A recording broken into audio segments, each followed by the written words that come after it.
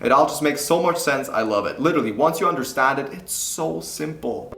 Trust me when I say that detachment is literally the secret to a happy life. What helped me visualize it first was that detachment and attachment is literally like a metaphoric band-aid. You can most definitely attach. We've all been there before. But guess what? You can detach just as easily. It might hurt at first and you think you're gonna die, you're gonna be forever alone, you're unhappy, but that is temporary. Don't worry, I know it's easier said than done, and if you're struggling with this, I hope that this video finds you well and it helps you to understand a little bit better how, when, who, where, and why detachment will change your life. To start things off, a great thing to basically write on your forehead is that detachment is not necessarily being cold. Not that being cold is a bad thing, but we're gonna get into that later. Being detached is mastering to still experience and embrace emotions without letting them control us. Detachment will literally allow you to approach your life objectively and start living peacefully, because you basically stop caring, but in a good way. Now, I'm not trying to turn my viewers into Scrooge here. I'm just trying to teach everyone how you can experience your emotions more maturely and safely. Now, even though I strictly said I'm not gonna do PowerPoint show videos anymore, we do need a little PowerPoint section, so we're gonna go over the principles of the law of detachment. You have to understand all these laws to understand why detachment is so important. Law number 1, do not try to change people. Accept that everyone is living their life just as much as you are trying to live it. You are the king or queen in your castle, you control your life, and that's the case with everyone. You do not have power over what people say, what people do, no matter how hard you try, how much you trust, or how much you want them to. Let people do their thing and be okay with it. The moment you start to accept and realize that, you will already have more peace of mind. Law number 2, allow yourself to be yourself. Allow yourself to be authentic in a way that makes you realize that you are enough. Really be the person you want to be. Set boundaries. We're going to do a video about boundaries very soon because a lot of people don't have any. Law number 3 is do not try to force situations. That again leads me to you cannot control what people do, and subconsciously not trying to force situations, not running after someone or something, will practice this mindset of you being enough. If you are naked alone in the woods, maybe you shouldn't feel safe, but you shouldn't feel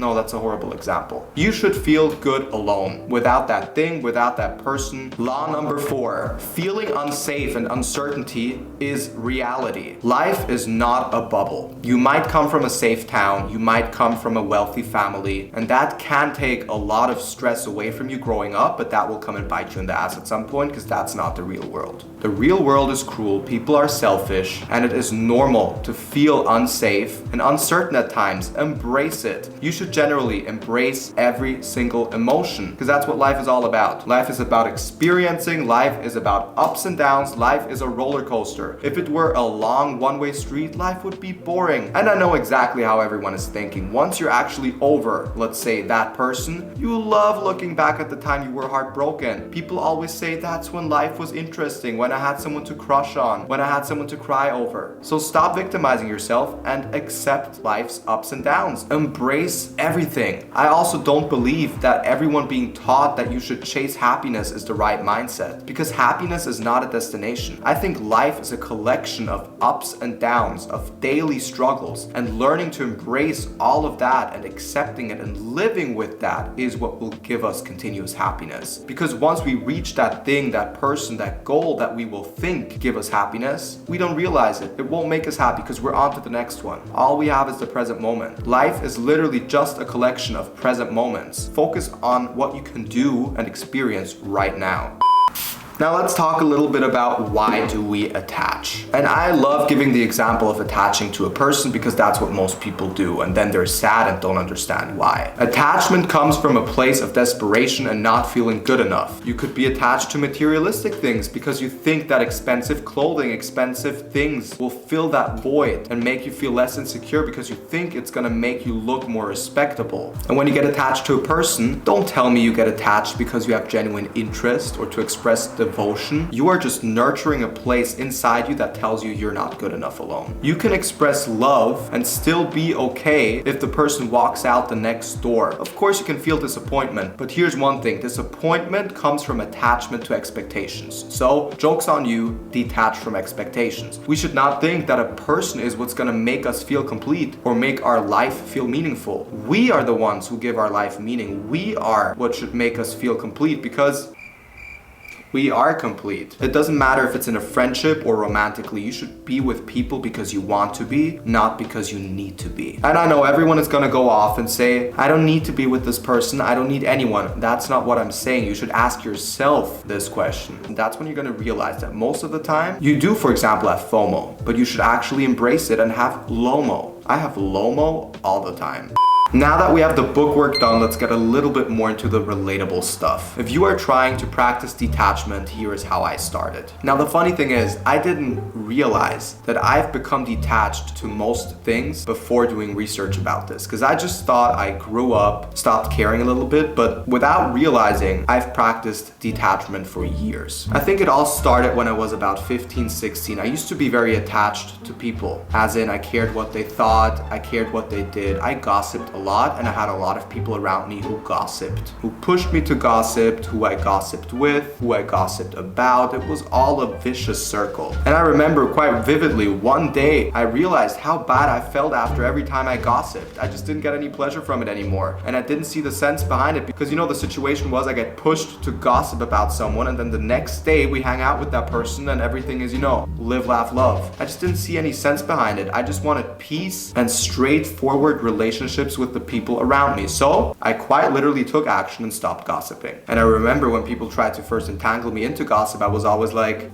interesting. My reactions were very mellow, and I made it clear that I had no interest in participating in that conversation. The reactions I got, I remember them just like they were yesterday. People told me, how can you not care? You just stopped caring. Do you also not care about me? You are so cold. What's your problem? I got borderline insults. And now here's the thing, when you start practicing detachment from people, you are most likely gonna get similar reactions because it's gonna be like night and day from one day to the other. And now here's the hard truth I had to learn. If you have people around you, like I had, who, what I now recognize, obviously did not support me protecting my own peace of mind and exploring my self-worth, take out the trash. They deserve the boot. These are not people of quality, and these are people who are usually overly attached themselves, and they are pissed off that you are moving on because they can't cope with that. Also, don't take things personal. People will always hate. Doesn't matter if it's publicly, in your face, or behind your back. That's just what people do. And know that that is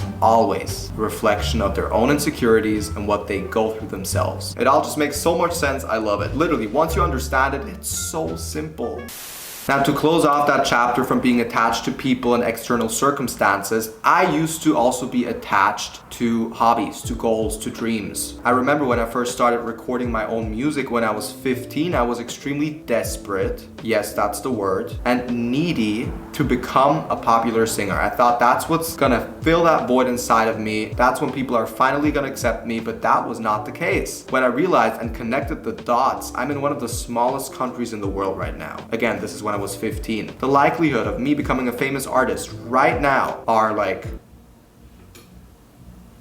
they haven't invented the microscope yet. So I quite literally forced myself to detach from that dream while still continuing to practice what I love doing, because I do love making music. I do love making visual art. I love making videos for you guys, but I have no expectations. I'm not attached to expectations, which prevents me from ever being disappointed. And I just do it. I will forever do music. I will forever do art. As it seems, I will forever do YouTube because I genuinely enjoy doing it. And regardless of what comes from it, I will feel fulfilled. I will feel like I am enough. Now, if you're still lost and say you don't know where to start, you don't know how you can just from one day to the other detach and release the need to judge people, to criticize people, because it's normal. That's what every single insecure individual does. Detachment, self-awareness, confidence, these things go hand in hand. It's such an intertwined concept. What helped me a lot is spending time with myself. I started properly practicing detachment, again, without no noticing that I'm practicing detachment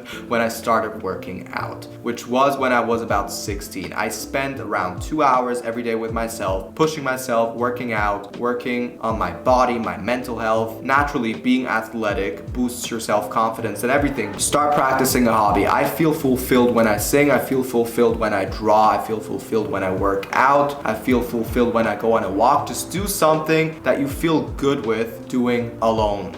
And with that being said, to sum it up, the only thing you should attach to is yourself, because that is the only thing you can control. Build that deep connection, that I can't live without you connection, not with some random person that you can't control at the end of the day. Build it with yourself. I don't think I've ever done a book recommendation on here, but 2 books that I do recommend reading because they helped me detach from external circumstances are Do Epic Shit and The Power of Now. Of course, at the end of the day, you have to take action. No book is life-changing, but they do help you understand a lot of the concepts I've touched on in this video. I hope you guys enjoyed this. I hope it was somewhat interesting. I hope it wasn't too brutal. Again, everything is always easier said than done, but I do think hearing it and having it laid out this way helps. So, thank you so much for showing love. Thank you for showing support. Love yourself. See you soon again, and take care. Bye.